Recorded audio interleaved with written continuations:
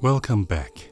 Last week we explored Viktor Frankl's discovery that we can choose our response to any circumstance. Today I want to share something equally transformative, research that reveals why our attempts at perfection often lead to the very suffering we're trying to avoid. I'm talking about Brené Brown's groundbreaking work, The Gifts of Imperfection. As someone who has spent decades studying shame, vulnerability, and human connection, Brown discovered something that challenges everything our culture teaches us about success and worthiness. What if I told you that the things you're most ashamed of, the imperfections you're trying to hide, might actually be your pathway to deeper connection and authentic living?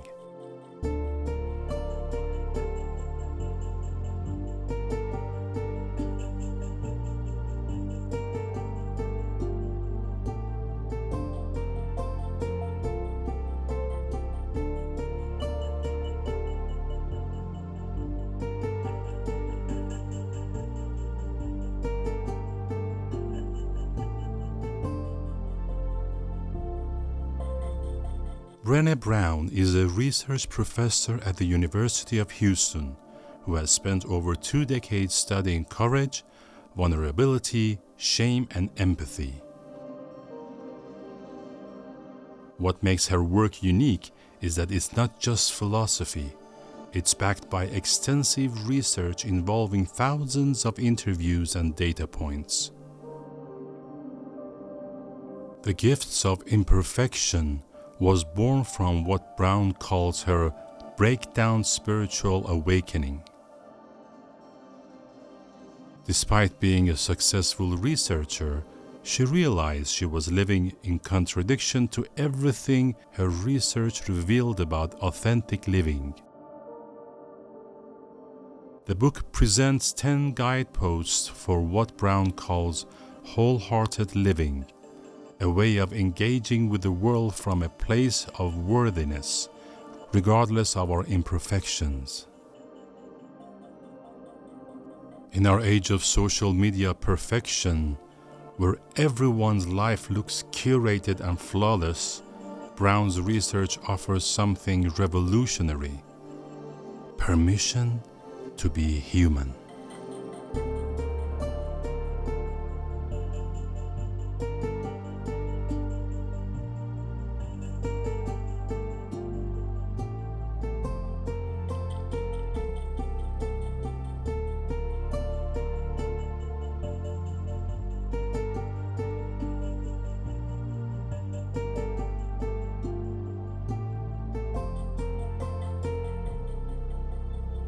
The Foundation, Worthiness. Brown's research revealed that people who live wholeheartedly have one thing in common. They believe they are worthy of love and belonging exactly as they are. Not when they lose weight, not when they achieve their goals, not when they become perfect.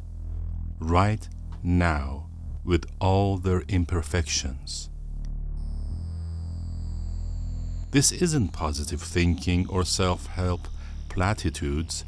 This is about recognizing a fundamental truth. You are worthy not because of what you do, but because of who you are. Shame versus guilt. The critical distinction. One of Brown's most important discoveries is the difference between shame and guilt. Guilt says, I did something bad. Shame says, I am bad. Guilt can be productive. It helps us align our actions with our values. But shame is never productive.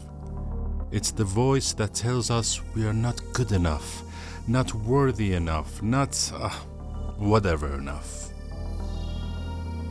Brown's research shows that shame thrives in secrecy, silence, and judgment, but it cannot survive empathy and vulnerability.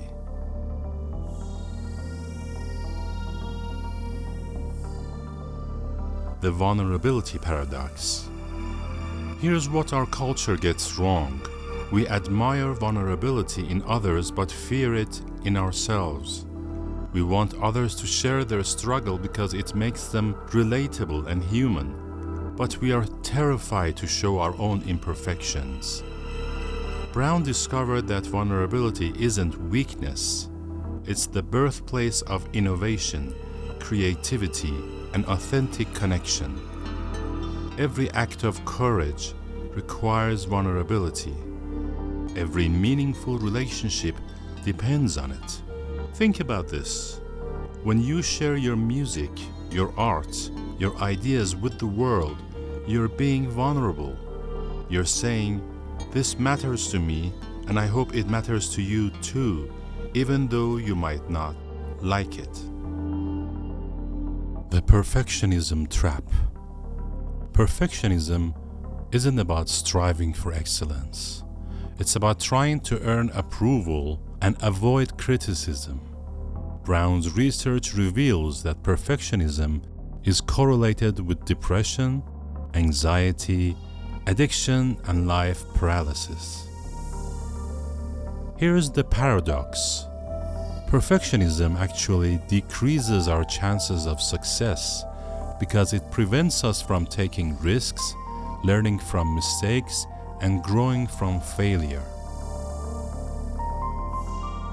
The alternative isn't lowering our standards, it's understanding that excellence and perfectionism are entirely different things.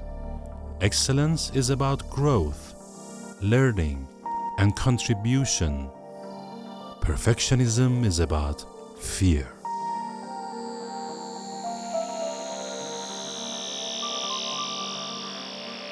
Cultivating Self-Compassion. Brown emphasizes 3 components of self-compassion. 1. Self-kindness. Treating ourselves with the same kindness we'd show to a good friend. 2. Common humanity. Recognizing that struggle and imperfection are part of the shared human experience. 3. Mindfulness. Observing our thoughts and emotions without being overwhelmed by them. This is particularly relevant to those of us facing challenges beyond our control. Self-compassion doesn't mean making excuses. It means acknowledging our pain without adding the extra layer of self-judgment.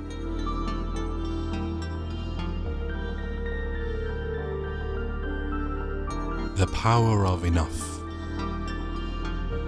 Brown talks about cultivating what she calls a culture of enough in our lives. I am enough. I have enough. I do enough. This doesn't mean settling for mediocrity. It means operating from a place of worthiness rather than scarcity. When we believe we are enough, we can pursue excellence for the joy of growth rather than from fear of not being enough. Gratitude and joy. One of Brown's most surprising findings, joyful people actively practice gratitude, and grateful people are more joyful. But there is the key. Joy is vulnerable because the moment we feel it, we fear losing it.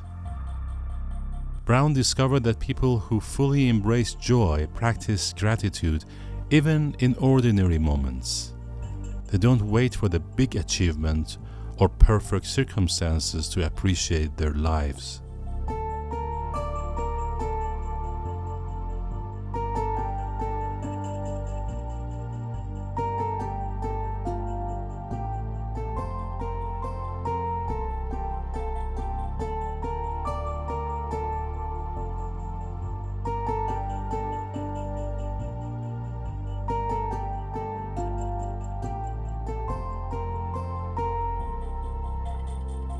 Personal reflection.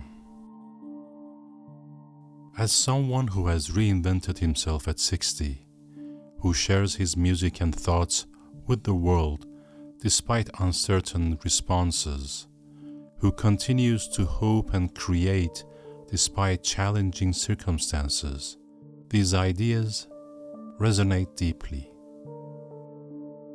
There's something profoundly liberating about accepting that our imperfections don't disqualify us from meaningful lives. In fact, they might be exactly what makes our contributions authentic and valuable.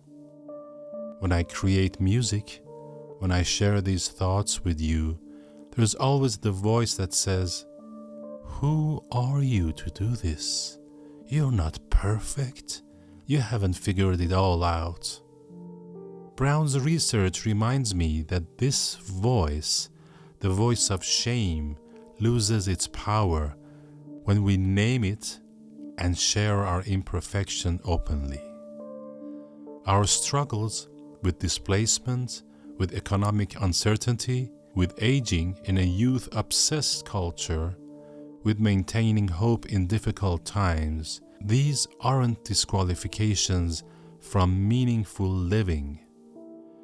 They are the very experiences that we can deepen our empathy, strengthen our resilience, and make our contributions more authentic. The courage to share imperfect music, imperfect thoughts, imperfect hope, this might be exactly what the world needs. Not another perfect performance, but a real human being willing to show up authentically.